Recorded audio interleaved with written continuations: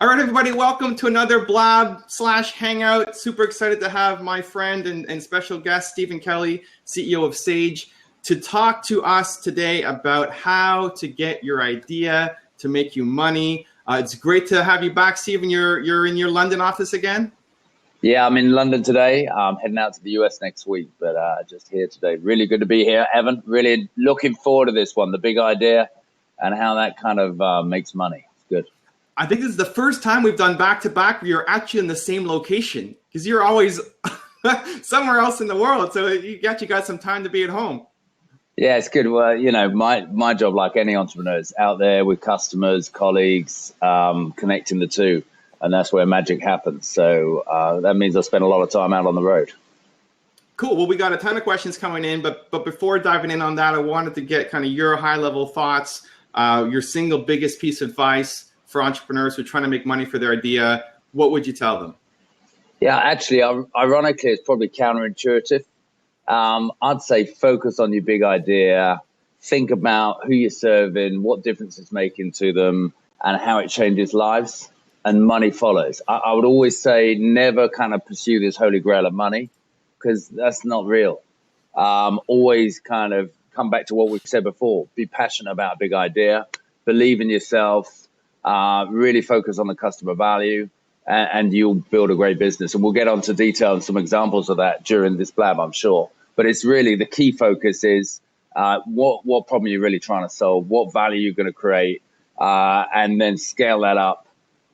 Really kind of come over any bumps in the road that you have. Enormous resilience that takes, we know. And the great thing about the idea changes on the journey. And the more you test the idea, the better the idea becomes. So, and then you pursue it. You know, we've talked about this so many times, but it's so true. You know, pursue your passion, and money is the byproduct of the fruits of your labor. And you have delighted, happy customers and a volunteer army out there. I love it. And I love the word value, because for me, you know, business is about providing value. The more value you provide, the more money you're going to make. You want to make a lot of money, provide a lot of value. You want to make a lot of money quickly, provide a lot of value quickly. That's the end game. And I think, you know, starting the business around something that you're also is valuable for you, not just to customers. Like you're scratching your own itch. Like a lot of successful businesses have been started that way. And we'll get into the details because there's tons of questions coming in. So let's dive in. The first one came from at Palvanov, sorry, said that wrong.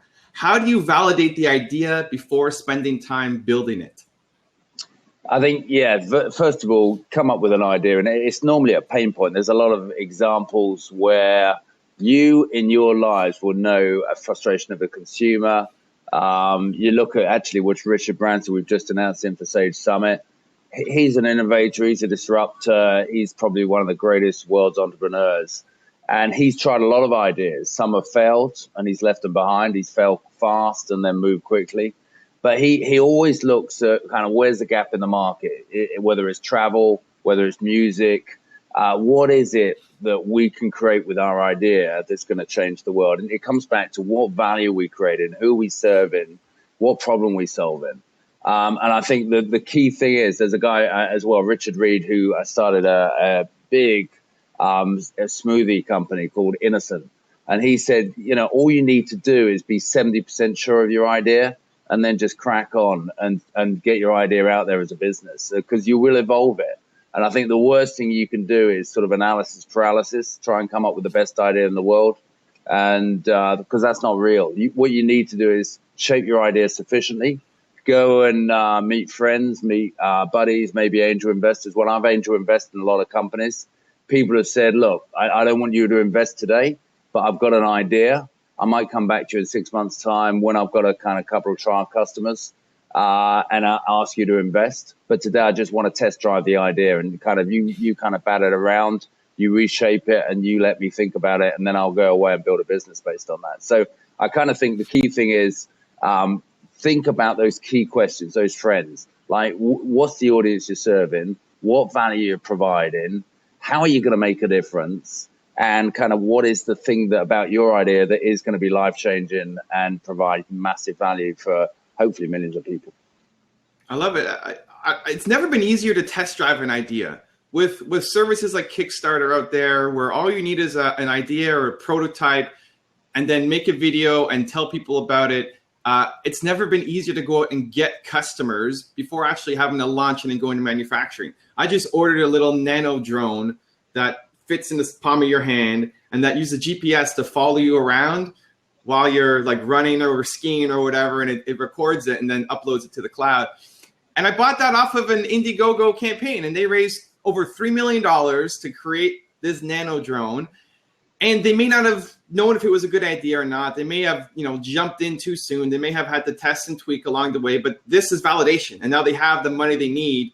That's all marketing dollars. That's not even getting investors into their business. They're not giving up any equity, and they raised $3 million in money to be able to build their product. And so it's never been easier to use the technology today to test drive and see if there's an appetite for your product. And if not, then maybe you need to tweak it. Because rarely is the idea that you start with where you end up. There's always tweaks and changes. And so having market feedback as soon as possible, so you're not just creating a vacuum, can be really helpful. Yeah, I agree. On Kickstarter, what they've raised $2 billion, $10 million backers now, 100,000 projects. And I think you're right, Evan. Not only is there's never been a better time to have an idea, there's never been a better idea to do things like crowdfunding. I think the key thing is you need to own your idea. You need to, and it comes back to Evan's tagline, believe. You never want to abdicate kind of responsibility for your idea, but don't be kind of too precious about your idea, because take feedback, especially from early customers, and improve your idea all the time, improve your product, improve your service. Because as Evan said, I'm an angel investor in a lot of companies. And when I've seen the first business plan, and some of these companies have grown to like valuations over 100 million, the first business plan and what they ended up with was pretty radically different.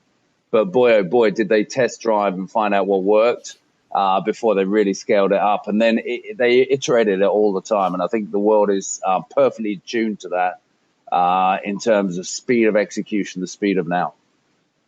Yeah, you look at BMW, they started as an airplane manufacturing company. That's why their logo is a propeller still. Lamborghini started off in tractors. Yeah. And then went into cars when he bought a Ferrari, and Ferrari told him, don't tell me how to make a car. You stick to making tractors. And he said, I'm going to make a better car than you, got into Lamborghinis. And so it's a great point. And your business will change. My business has changed. I don't know how much Sage's business has changed from the start point to where it is now. I know you just made that huge announcement and you're all in on the cloud, and business will change from the original idea to where you end up going, what will make you successful. Yeah, the other thing, Evan, relative to Sage started in the 80s, and the problem we solved then was actually digitizing accounting records on the first generation of PC technology, our personal computers. The radical disruption in technology with 4 billion people around the world with smartphones means that all our apps are coming out now mobile first. And everything's about real-time accounting, but it's way more than that. It's about payments, it's about payroll, it's about integration and the movement of money. So entrepreneurs just don't have to worry about kind of their back office. But the next radical change we're seeing is something called the back office and the front office, where we're smashing the walls that kind of used to exist, where you had a little kind of back office accounting department and bookkeepers and accountants. And then the sales guys at the front end never talk to the guys in the back office, even in a company of 20 people.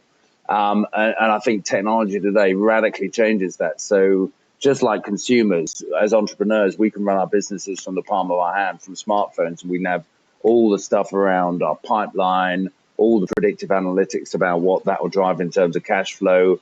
And you can do stuff like within 3 seconds, get an increase on revolving credit.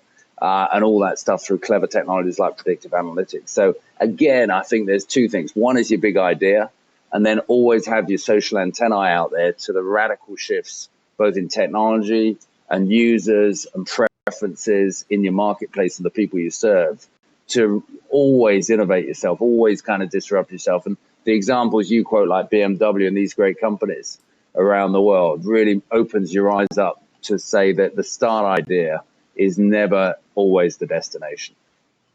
Rise Online was asking, and you answered a little bit, but he was asking, how has Sage improved their products over the years?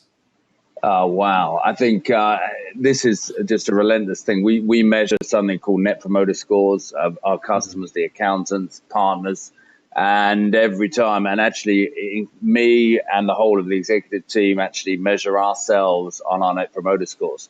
So that drives a lot of innovation, that drives a lot of connection with our customers. And last year, I'll just give you a statistic from us. In our R&D department, we rolled out 250 significant product releases during the fiscal year, and everything kind of, you'd expect to be cloud-based. Probably a third of our customers now are on the cloud, and exploiting the opportunity through having their data up in the cloud. Also, mobile first is a real kind of radical shift. Because again, Evan, you and I run our lives with smartphones, whether it's an iPhone, Samsung, or whatever. We expect entrepreneurs, especially the millennials, to be saying, I just kind of want to run my business like I run my life. So there's a ton of innovation. Do we do enough? I'm always frustrated. I want to do more. I want to do so much more. But boy, oh boy, we're doing a lot. I love it. All right, let's head to the next one. From M. Abhishek Anand. I hope I pronounced that okay. Does the idea really matter, or the way you market it?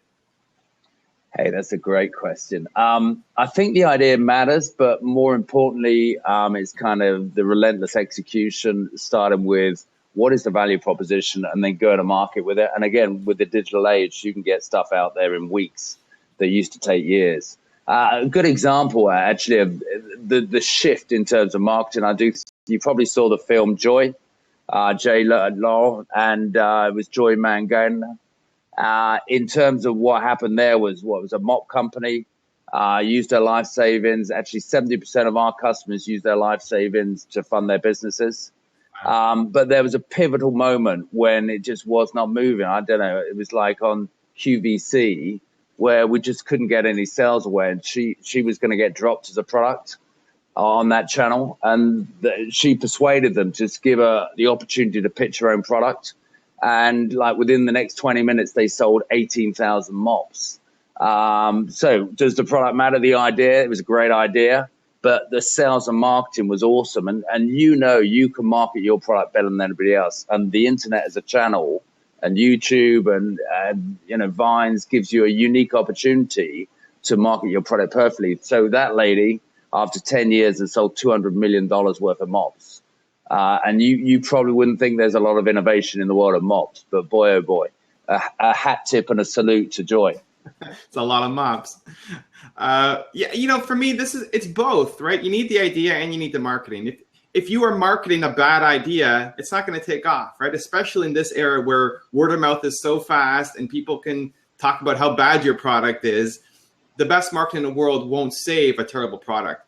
The idea is also important, because if you have crappy marketing, then it's not going to take off either. So you need both. I think also, as Stephen talked about the execution, the creation of the product, because a lot of people have an idea, but they don't actually then create that product or create that service, and it just sits there and say, well, one day I'm going to do this, one day I'm going to start, and they never actually start. And so the execution of actually creating the product or creating the service and then marketing it is both, right? It's not just one or the other. You need to have both if you're going to have success as an entrepreneur.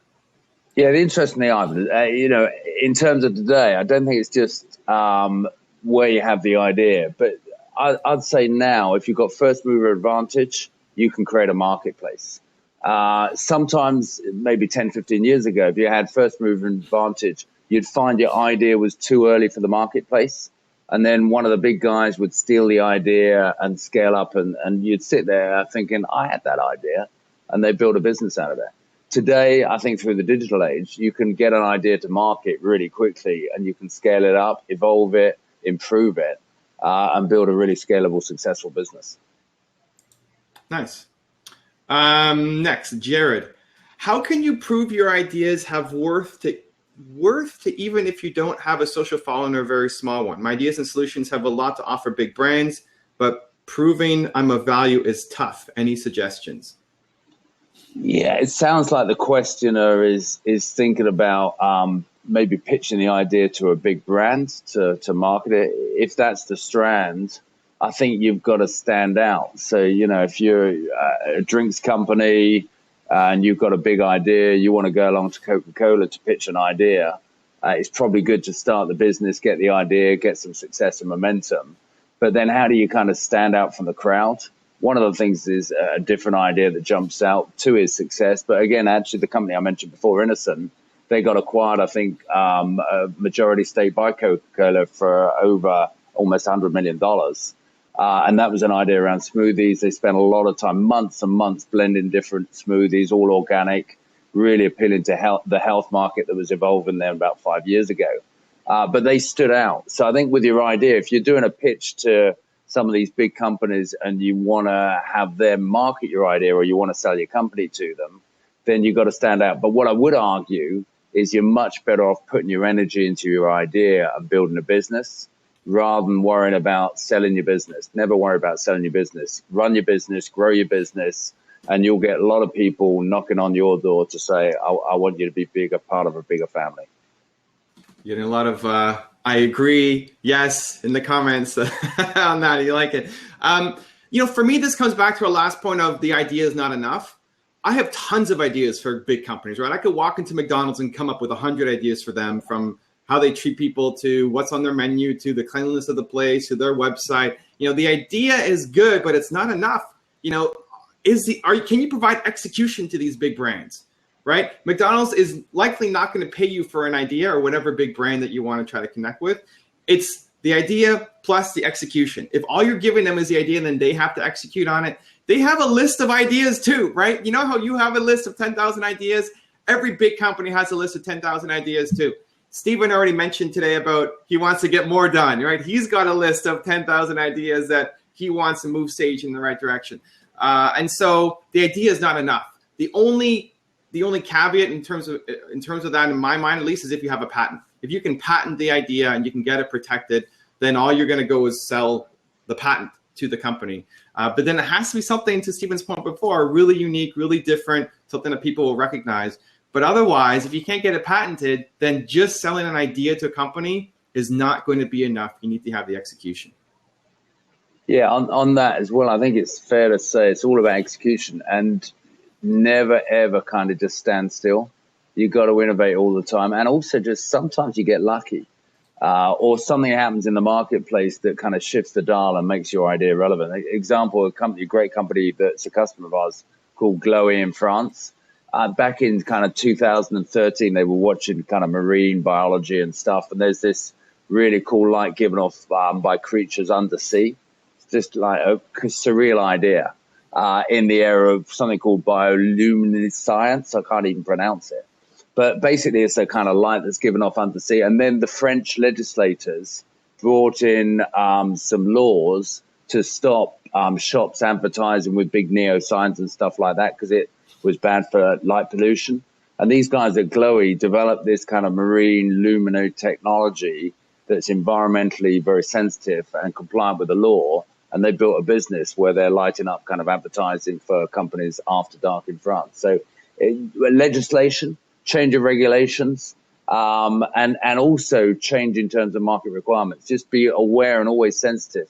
So not only is the idea got to evolve, you've got to market test it, but you and I know, and this is so true now in 2016, the market is so different today than it was 5 years ago.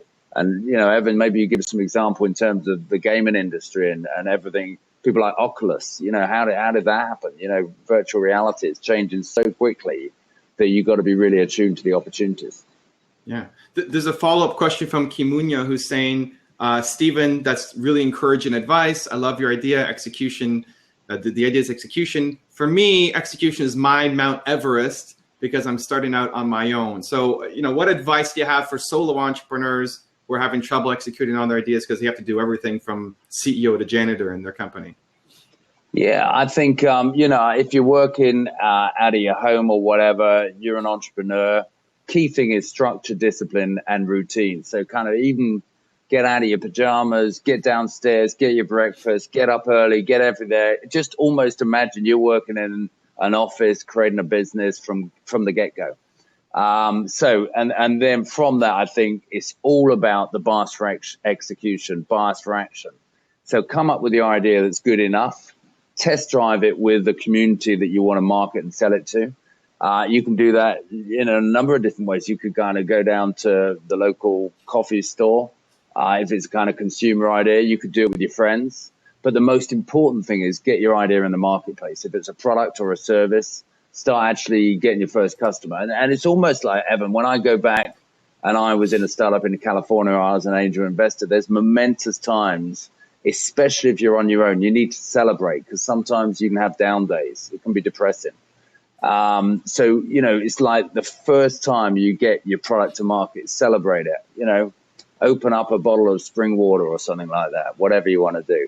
When you win your first customer, celebrate it, savor the moment, and remember those kind of milestones. When you get your 100th customer, when you get, a customer repeat referral where they recommend you to other customers, celebrate these things, because that gives you great spirit. It galvanizes your energy and it reinforces your ideas. And then once you've got customers, I think it's all about test driving their feedback, build feedback into your model from day one, so that you're always innovating your product. It's almost like with people, what I'd say, Evan, this is pretty crazy, but our people, the minimum standard has got to be better than the best of our competitors. And it's the same with products. So as soon as you see competitors trying to eat your lunch and catch up, you've got to leapfrog to the next level. And just think that will be good enough for the next 90 days, because in 90 days' time, I guarantee you need to leapfrog to the next level again.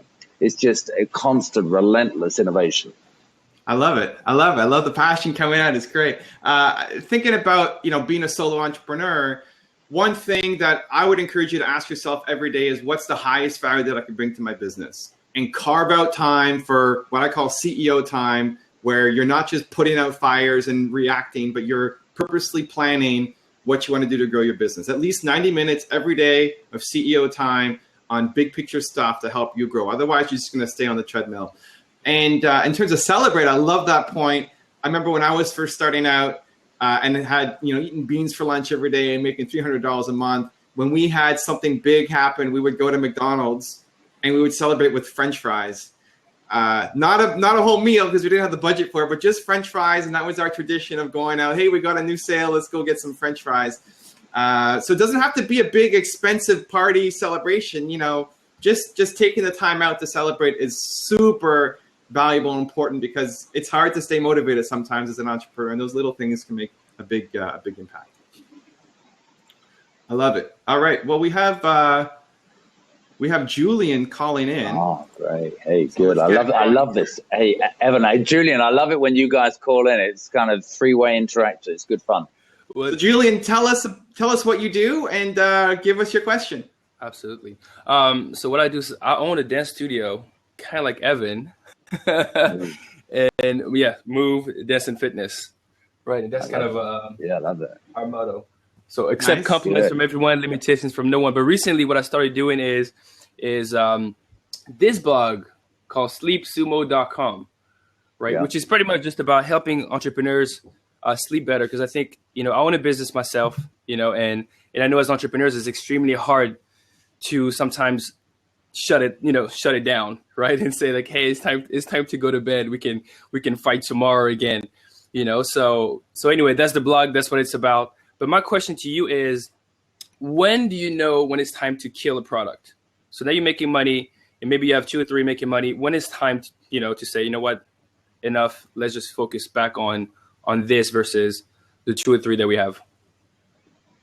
I think it's a great question. And I think that the reality is the best sanity check is to sit in the shoes of the customer and go and, you should pick up the phone, social media, check in with your customers. It comes back to what Evan says. What is the value that they're deriving from your product or service? How is it changing their life? How is it creating benefits? How is it saving them time? How is it making them feel better? All those sort of things. You'll know pretty quickly when you talk to your customers. Is it a product failure issue or idea failure? Or is it actually, if I tweak it a little bit, I could have the right answer? And then, you know what? The great thing is, if you actually said to the customer, how about if I came back to you in 30 days time and I tweaked it to do what you're telling me you need, would you be interested? And they're always going to say, yeah, they're always going to back you, because also you got a kind of relationship with them. So I think it's a great question. What I would advocate, though, is you kind of, when you do, we've all failed. Let's be honest. We've all failed. The entrepreneurs I mentioned, like Richard Branson, who's coming to Sage Summit, loads of product failures, company failures, but he's awesome because he's done so many projects. What he's been really smart at, and he started initially in music, and then he's got a massive travel company, Virgin Atlantic. He's got all these other businesses, Virgin Money. What he did really well was test the market, go out there, kill the businesses that weren't going to make it, and scale up the businesses that were and the products that were. And I think you've got to trust your instincts. I think there's a thing Evan says about believe, but as entrepreneurs, some days are dark days, let's be honest, and you need to kind of give yourself a bit of spiritual uplifting. And that's when you go back and check in with your customers, because, when you actually talk to your customers, they're the greatest people on the planet, and they want you to be successful. They're really rooting for you. So you'll find out very quickly from those customer conversations whether it's a kill or it's an enhance, innovate, and adapt. Julian, awesome. For me, it would be when you lose your passion in what you're doing. Because to Stephen's point about talking to people and getting feedback and having to tweak your offering, when you lose the passion for that project, you're not going to be willing to put in the hours anymore. You're not going to be willing to modify it and change it and put in the work anymore. And so if you are, though, like if you still love this thing, this is still your baby, you're still excited about it, if it's a dance thing or something else that you're talking about, then you'll find a way to make it work. Like with more hustle, what you have may not work great yet, but with more tweaking and more hustle, you'll be able to make it work. But if you don't have the passion, you're going to quit. And so that's when you give it up. The flip side, as well as there are entrepreneurs who are making money and lose their passion in their business and they get bored. And that's actually the time to sell your company, right? It has value. If you're not passionate about it anymore, it's just going to flatline and then start to decrease. And a lot of people think, well, that's passive income for me, so I should keep it. But really, that's the time. Go sell it, move on to something else that you are excited about. So for me, as long as I'm excited by something, as long as I believe in it, then I'm doing it. If not, then move on to something else. And everything that you put in has been kind of sunk cost. You've grown, you've learned, you've gotten better, and now focus on the future. Awesome. So do you actually guys write down like, okay, this is some of the stuff that I've learned, and I'm okay with just deciding that although I might still be making money from it, right? I feel like it's not necessarily scaling or growing, then I'm okay. I'm just gonna kind of just journal. This is what I've learned from it, and just put it on the shelf, perhaps, and just like move on to the next step. Yeah, I think there's a couple of things in terms of what I say, which is a bit harsh, actually, but it's true. There's only two types of companies in the world, two types of businesses. There's growing and successful businesses, and there's dying businesses. The only exception to that is lifestyle businesses. And some folks who might be out there would just say, I'm happy. I've got a great work-life balance. I run a lifestyle business. It kind of flatlines on revenues. It gives me a good lifestyle. I play golf or I dance or whatever I want to do 3 days a week. And that's okay. But I think the sort of people who are the entrepreneurs in the world we've come from, and the people who have a big idea and want to change the world with loads of passion, typically have exponentially growing businesses. So within that, I think you could look, if you're down the road of 3 or 4 years, you could say, actually, I've got a good business. I'll use as a funding vehicle to actually do my big idea. And one of the businesses, one of the businesses I've invested in, a great business called Cloud Apps. They've reinvented themselves 3 or 4 times, and they've got good customers. They've done a good job, but they plateau with one product. They use that as a cash vehicle to fund their next big idea. And they started with sustainability. Then they started with really cool stuff around kind of gaming engagement. And then they started with all the stuff around a lot of big companies use these products called customer relationship management, but it's really hard to get people to use those. So they provided all these kind of incentives and gaming and fun things to actually really make it a lot more fun than being in the workplace. So just as an example, I think if you've got a great product, great customers, double down and go for it. But that could also spawn the opportunity to have other ideas. Like Evan said, we probably 3 of us could come up with 20 different ideas. So let's pick the best one. Let's start that. But you want to build a company that could do 3 or 4 ideas. If they're related ideas, that becomes really powerful. In the venture capital world, we would call them gazelles. Those are the high growth, lots of opportunity, going fast. and then the walking wounded. And the walking wounded, you're just like hobbling along, but it never actually takes off, right? And as long as you're focused on that walking wounded business, you can never be a gazelle. And so if you've learned what you need to learn from it, then shut it down or sell it or give it to somebody else and focus on the next thing that you can be a gazelle with. Awesome. Well, thank you so much for having me. All right. Thanks for calling in, Julian. Good luck with Move. Thank you. Love it. Hey, Evan, I love that. It's great when we get folks on. It's really good. That was great. Yeah, not everybody's set up properly, but that was good. Okay, next one was from Maria. How do you approach the company or manufacturer without them taking your idea? How do you protect yourself from this? Yeah, it's a great question. So kind of one is if you can go to market and you can manufacture the product yourself, that would be great. If that's not possible and it requires a significant capital investment, then I think it's definitely worth looking at. If it's a unique idea with intellectual property, look at it, patenting it. You know, I think great technology companies typically apply for patents. And then it's all about speed, because I think in reality, if I see an entrepreneur and they do a pitch to me and they've got a good idea and they've got a real focus on execution, then effectively you'll back them. And it does come a lot about the belief, the passion, and the execution. But if you've got the opportunity, obviously file a patent and make sure you kind of got a safety net there, safety valve.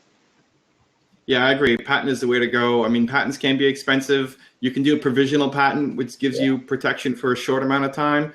And then you can decide whether you want to do the patent, the full-blown patent that you have to pay for a patent in every country that you want to have it protected every year, on top of the legal fees to kind of get it set up. So it can be expensive, but it gives you, if you get a provisional patent, it gives you a little bit of space to play with to see if the idea can work or not. I'd also, like, you're worried about a manufacturer taking the idea. I believe in building strong relations with my suppliers.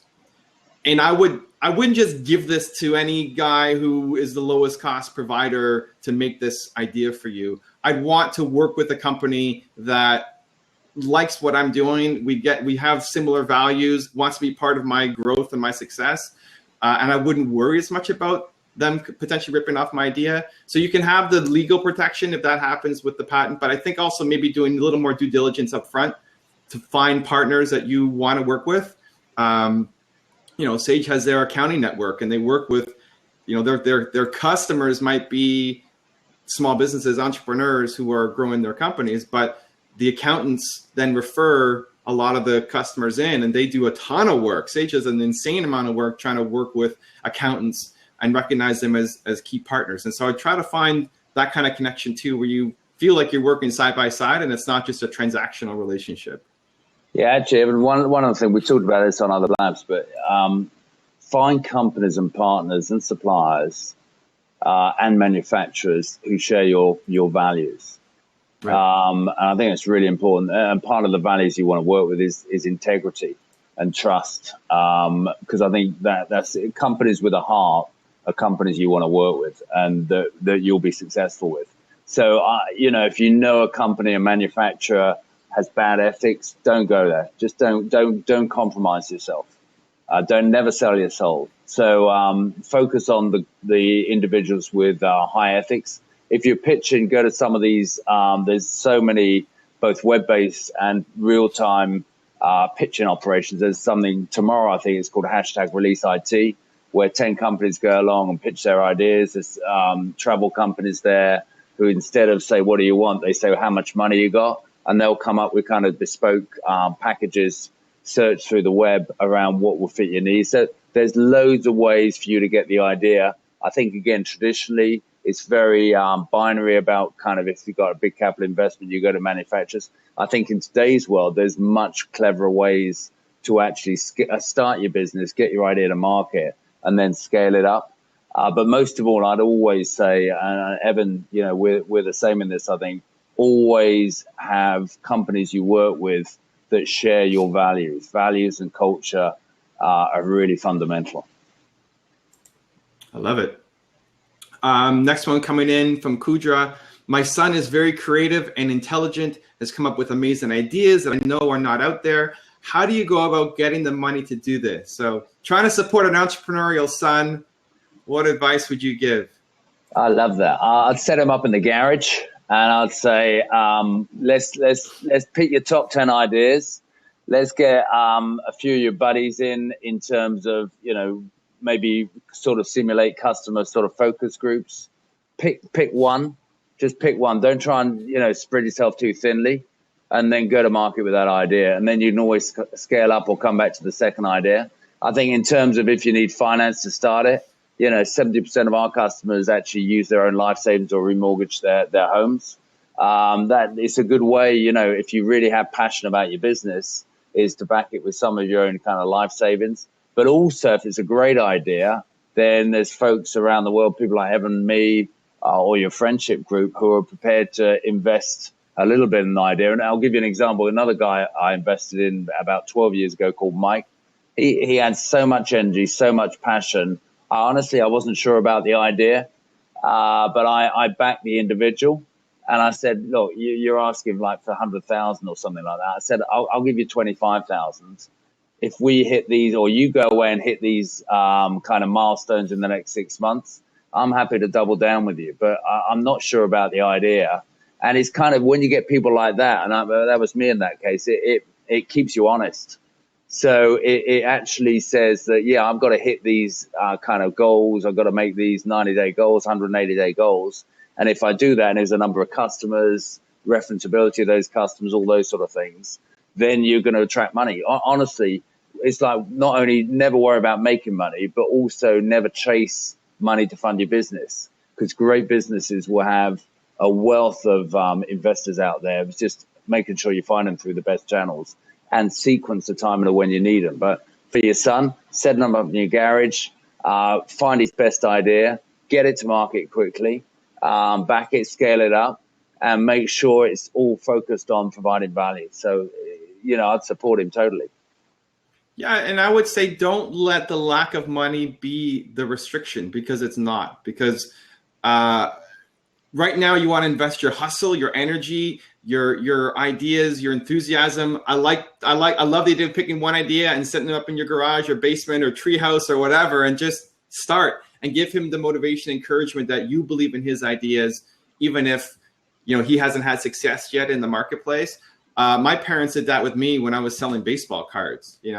12 years old, 13 years old, setting up shop on my driveway, selling baseball cards every weekend. And that taught me a lot of the entrepreneurial hustle and skills. And maybe your son's ideas are bigger than that, and that's great. But you don't need money yet to start it. Go out and get customers. Get some feedback from the market that people like this. And if you really need it, then you can go launch a Kickstarter campaign once you've created your idea, once you have some momentum, once you know what people want. And then before you go, I hate the idea of like remortgaging your house to bet on an idea and then it doesn't work. That it's just maybe that's my own thing. I'm so scared of entrepreneurs who do that. There's always a smaller way to get started. You don't need to fill your basement with 5,000 t-shirts. You can go to Teespring and do it one at a time. And yes, it's not as profitable, but you can prove that it works. Like, just prove that you can sell one thing before you go out and start spending a lot of money and investing, your life savings or his life savings into it, or going on the credit card. I know that's how entrepreneurs do it, and it just scares me because I don't want you to make a financial decision that then impacts you for potentially the rest of your life. So don't let money be the limiting factor. Just put your energy, your heart, your hustle into it. Go get some customers, get feedback on the idea, make a prototype, and get some orders. It may not be as fast as you want to grow it, but there's nothing wrong with bootstrapping a business and seeing success every step along the way. Yeah, Evan, some of the phrases I use around here is kind of, we want to run you want to run a bootstrap business, you run it on fumes.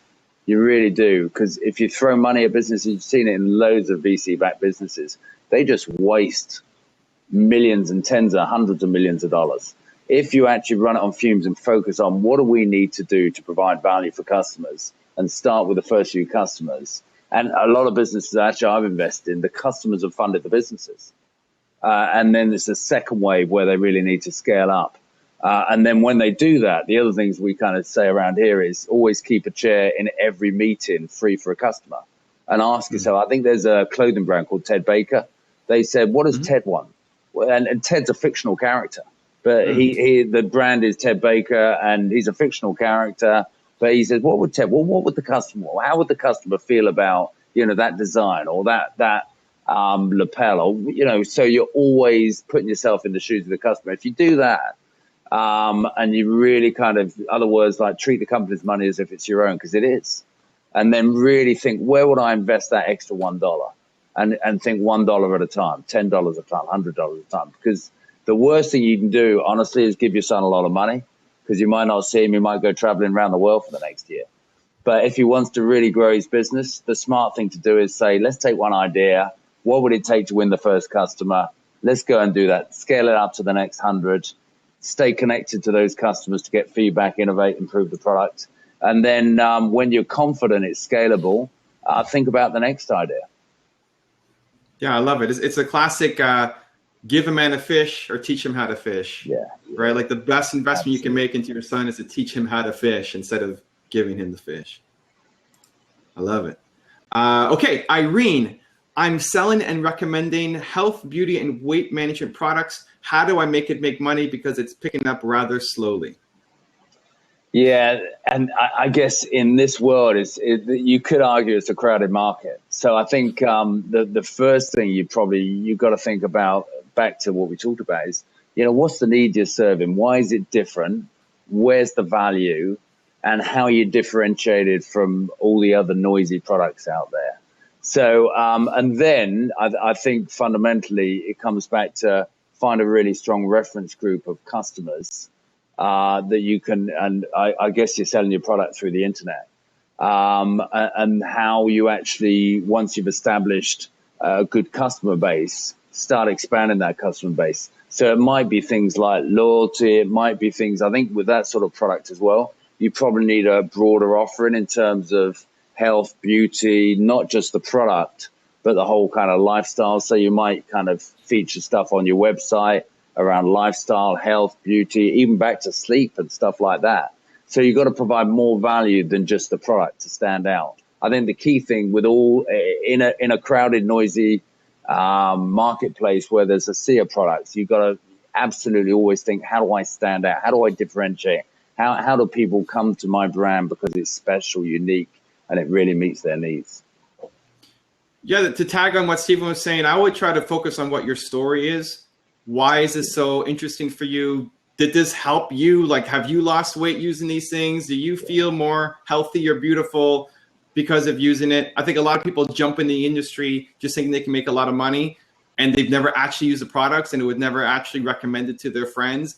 That's not something, like, if you don't believe in your product and you don't use it and have insane success with it, you can't expect to get results selling it. And so I think to Stephen's point about there's so many different products on the market, the thing that will make you stand out is your story and why you're so passionate about it. And I would use that to open up doors. And instead of trying to target one at a time, I'd be looking at who can I partner with to reach my customers. So instead of I can find someone who has 1,000 customers that I can talk to them instead of one at a time. And then also be trying to get to the media and have stories written about me with my story. Like the media's always want stories. So give them a good story. They're not going to write about your new product that was just launched. They care about the human side of it. And so those two things, I think, could be really helpful if you have a really powerful story to tell. Hey, Evan, you can't believe it. I was, when was it? 2 days ago, up at a big operation we got in Newcastle. We got 1,800 people. We got an entrepreneur, a lady called Nikki Godin, and we're celebrating International Women's Day and Women in Technology. We're starting loads of stuff. We're doing a big thing next month for female entrepreneurs to come in and do pitches and improve their pitches and get funding and get mentoring and all those sort of things. But the reason why I'm telling you is she just told her story. She told us about, the days when it was deeply depressing, and she's built an awesome business in event management. And she personalized it completely to her, the adversities she's faced, how she's overcome them. And, it was inspirational. There was probably about 400 of our colleagues there. And for a moment, there wasn't a dry eye in the house, honestly. And it was less about the product. It was more about the story, and it was about the emotional connection. And I think what you're doing for your product in this instance is changing lives. If it's around weight loss, well-being, avoiding depression, all those sort of things. It's really connecting individuals with a life that they may not have even known was possible. And if you can bring them the narrative around your own story and the beauty of that and how's it impacted you and maybe friends, and if they're happy, your customers who have actually had huge success and completely reimagined themselves and rebuilt their own self-esteem, then I think that's awesome. And you could feature that on your website, because I think it is a very personal story and it's very emotional. I love it. I love it. Next question is kind of similar. The difference here is, though, he says the customers find it costly. He's in the same industry, but he's finding the biggest rejection from customers is cost. It's too costly. So how does he get past the "this is too expensive" objection in selling his idea? Yeah, I think it's great. I think it comes back to what we said. What is the value? Typically, if customers say it's too costly, they're probably saying there's something else. We used to call it, there's a hidden objection. Rarely do customers, we're talking about ideas. We're not just producing widgets. If you've got an idea, it's probably going to be unique. It's going to solve a real pain point for consumers or businesses. And it's going to either save them bucket loads of cash. It's going to save them a lot of time. It's going to improve their well-being. There's got to be something that just jumps out in terms of improving the whole user experience of your product or service. And that's, I'm not going to say it's priceless, but people will drive value, and cost becomes a second consideration. So if you're getting hit by costs and you have what you consider to be a unique proposition to a problem you're trying to solve for your customers, then I'd say we're probably not focusing enough on the value and really accentuating the value of what you're providing. Because if they get the value and how it makes a difference to their lives, then cost is always a secondary factor. Yeah, I think the biggest thing is people don't know why you're different. Price is always one of the concerns. There are very few people who said, I don't care about price, right? Price is always a concern, but it's almost never the only concern because they want some kind of value in return. But if I can't tell the difference between you and somebody else, I'm going to go with the cheapest one, right? I went to Tim Hortons this morning to get a coffee because I like Tim Hortons. I use Sage software because I like Sage, right? And so, if people cannot tell that, this is your job to help me understand the difference between what you're offering and everything else there on the market. Because if I can't make that connection, then I'm just going to go for the cheapest option. Yeah, and it could be, if you're trying to build a brand like Tim Hortons, a great example. I'd always go to my local coffee provider and I'd never go to Starbucks. Why? Because I like to go to a local guy who gets up every morning at 5 o'clock and builds their dreams and pursues their passions.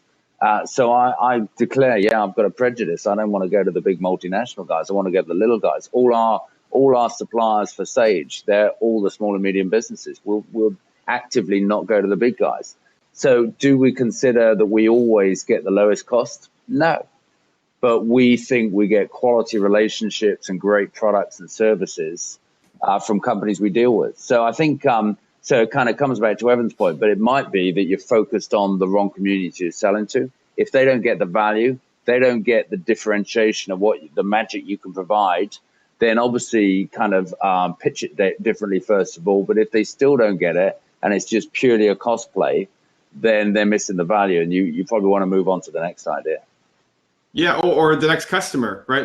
Find ideal customers. Absolutely. You could be with customers who are just too cheap. So let's move on. There's other customers who would be willing to pay you if you're providing the value. KRC, Katie, what's the best way to monetize a website? My brother has just set up a website that provides rolling tennis coverage. He's been frustrated that the BBC Sport has very patchy tennis coverage compared to other sports. It's a knock on BBC here. That's great content. How can he turn it into a viable business? So he's trying to create this website talking about tennis, upset at the BBC. How does he make it into a business? So I think he probably, again, it comes back to a little bit, how do we differentiate ourselves? There's a lot of content on the web. I think there's about 4 billion hits on YouTube every day. It's just crazy. So again, why is this different? And then how do we attract the inbound? How do we actually get ourselves so when people search on tennis content, we actually pop up on the Google search and all those sort of things? So the first thing is to have brilliant content. So the question, what market are we trying to serve? What's our big idea? If our big idea is to give incredible tennis content and maybe some added value around commentary or insight, or why I don't know, what's the view on Sharapova at the moment and all the kind of stuff in the news around drugs? Totally different angle. You wouldn't get that from the BBC apart from the BBC News, but you wouldn't get it from kind of the sports commentary piece. So what is the angle? What is the difference? And then build on that. And then obviously I think through the website, it's all about creating the volunteer army. Get it to go viral, get loads of fun. And the other thing you could do, I think you've got to make stuff on the web pretty fun these days. So run competitions, run surveys. If you're going off to Flushing Meadows, you're going off to Wimbledon, get a big community, build a community, build that volunteer army of people who love tennis as much as you do, and give them something different, give them another angle, get them engaged through competition surveys, maybe get them a couple of tickets to Flushing Meadows if they do amazing stuff for you. I like it. Creativity. To add to it, I'd say in terms of website business models, one is you're going to go mass market. You want to get tons of, millions of views. You're going to then sell advertising and have partnerships and sponsorships on your site because they're buying the eyeballs. The second way is that you're building an intimate community where they know you, like you, trust you, and then you're going to sell premium access to stuff, premium access to content or your ideas or your opinions or gear, swag, whatever it is, because they are tagged to your brand. You can do both. It can be challenging, but typically the websites that start do one first. So either I'm going to go big market and get millions of people and sell advertising, or I'm going to focus on a really niche play and have a really loyal community and then start selling them products. So two different kinds of models. Play around, see what is more in line with what he wants to do. Hey, just a crazy one, Evan, and it's not related. It is related to this, but a wider point. I like crazy. Believe. I've met tennis players. Actually, Roger Federer, I met him in Dubai. The nicest person you could ever meet. Now, if I was building this website around tennis content, I would never believe I could walk up to Roger Federer, pull out a microphone or an iPhone and just take a selfie or do an interview with him. Or Djokovic. These guys are really nice guys. Serena Williams. So maybe you do crazy stuff. Maybe you turn up at Flushing Meadows when they're doing a practice session at 7 a.m. And maybe you say, hey, Serena, can I just have 30 seconds with you? I've got to ask this real burning question. Then post it. Yeah. Just be disruptive. Do different stuff. Do stuff that no one would ever think of. But my point is, believe.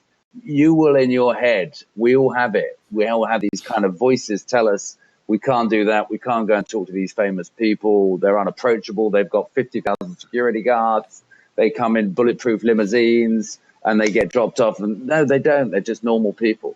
They were just like you and I. They're no different. Just because they play tennis and they earn hundreds of millions of dollars, they're still normal people. And they still love fans. They love their fans. So if you're a fan, you love them, just go up and get selfies, publish it on your website, do something different, do something again to stand out. If you can get interviews with them, and then you can build up a following. I kind of think around this sports series, it's just like bloggers and vloggers. They've come from nowhere in 5 years, and now they've got massive followings. That's what you need to aspire to. When I was 12 years old, 12 and 13, the Blue Jays had won the World Series, so they were like the height of baseball stardom. And I would go to Florida. They do their spring training. That's part of why I go to Orlando every year. And I would sit in the parking lots as they showed up to spring training and talk to them and take pictures with them. We didn't have cameras, cell phone cameras back then, but I would take pictures. I would get them to autograph their cards and baseballs and super approachable. If you, just like Steven said, like put in the effort, go out and try to make contact with them. It's a lot easier than you think. And not many people are willing to put in the effort to go and do it. Rishi. Hey, Rishi. Evan and Steven, she's back. She's back with her cup. What's one of the first ideas you made money from, and what did you learn from that? First idea I made money from was actually when I was about 16, I had about 5 different jobs, and 2 in hotels. We delivered papers. But one of the ideas I made money from was actually with a hotel. I took I checked this out with the owner, and they said that some of the stuff that they didn't actually, in terms of the food and all the goodies that they had for their customers if they had a quiet season. They said I was okay to just take out, and if I could resell them, that's fine, because otherwise they were just going to throw it away.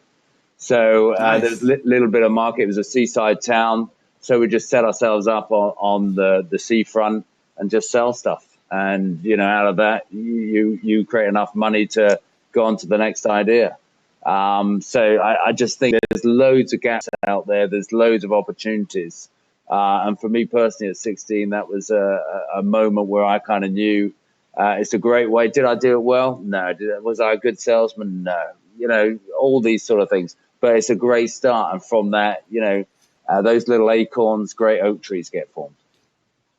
I love it. My very first business venture was when I was 5. I convinced my 3-year-old little sister to paint pictures with me, and we went around the neighborhood and tried to sell them. And we sold one to our neighbor for 10 cents. And I had my first sale. And I guess I just learned that from that, create something and then go out and market it. And all throughout school, I had different businesses. None of them ever did insanely well, but you're learning, you're getting the hustle skills, you're understanding the salesmanship. The baseball cards I did for a long time throughout high school and at the end of grade school. And I would make more money at a garage sale than the rest of my family combined. And when they were selling couches and whatever, I was selling my baseball cards, and they could understand how a piece of paper, a piece of cardboard would sell for $40 or $60 or $100, and how I was making more money than them at like 10, 12 years old doing garage sales. And so I think just taking idea. I think as kids, we're maybe willing to take more risk. We're willing to just try stuff. We're not as afraid of failure as when we get older. And so, yeah, I'll go knock door to door and ask somebody to try to sell my art. But imagine doing that now. People would have like a heart attack. Go door to door, sell my art. What if they reject it? What if they don't like it? Where I don't know why that kind of that creativity and that self-confidence maybe, or I guess it's more just caring about other people's opinions, where that becomes so strong that it crushes our will. And so I think as an entrepreneur, those are super important lessons for me to learn young, so that it was able to help me grow to the person I am now. Yeah, and you get, Evan, we've all had it. You get knocks, you get people who say no, you get people telling you you're crazy. But that's why you have to believe in your idea, and that gives you tremendous. You got to have a few knocks. If you're an actor, you go off and you do 1,000 auditions, you probably get no callbacks. But that gives you tremendous emotional resilience. And as entrepreneurs, life's not all sunshine. It's all about taking the knocks, taking the punches, being in the ring with Mike Tyson, getting thrown out onto the gangplanks, getting back in there, just getting out and believing in yourself, believing in your idea. And I think as kids, actually, you're right, Evan, they're way more emotional resilience because they just step back and they just love it, and it's fun. And I think back to the business idea, it's always got to be fun. So you've got your idea, you believe in it, you're passionate about it. It's fun every day. And when the fun goes out of it, that's when you need to change what you're doing. But while you've got fun, you've got belief, you've got tremendous emotional resilience, and therefore you can absolutely be successful. I love it. That's the shirt of the day. This is the little man. So it's triumph over the little man. And the little man is the hater who just is knocking on your business and telling you all the reasons why it's not going to work out. And Rise Online, who's on this call, designed this shirt. So I like the message of the day, triumph over the little man. It's great. Steve, we're already bumping up against the clock. Thank you so much for the time. Do you have a final message for the audience, and maybe how they can reach you as well, or how they can learn more about Sage? Yeah, on Twitter is handle SKelly CEO. I kind of think the thing we sort of always talk about is idea and money. I think the thing I'd leave you with is follow your dreams again. Come up with an idea where you're really going to really change the lives of people, and think about how it does that for people, and focus on the value. and then money follows. You know, if you look at the brands, you look at Oprah Winfrey, all these great people, they all say they never ever thought about making money. They thought of the idea, and they thought about how it would change the world and how it would make the world better for the community of people they serve. And then obviously money follows that. And you know, it comes back to the message Evan gives us every time is believe, believe, believe, and be hugely resilient. Because with the idea, once you translate it, you get a lot of momentum. You're going to have a great business, and you're going to be absolutely celebrating your successes. I love it. Well, Stephen, thank you so much for joining us again. Thank you all guys for watching, and we will see you next month. Great stuff, guys. Thanks very much. Thanks, Evan.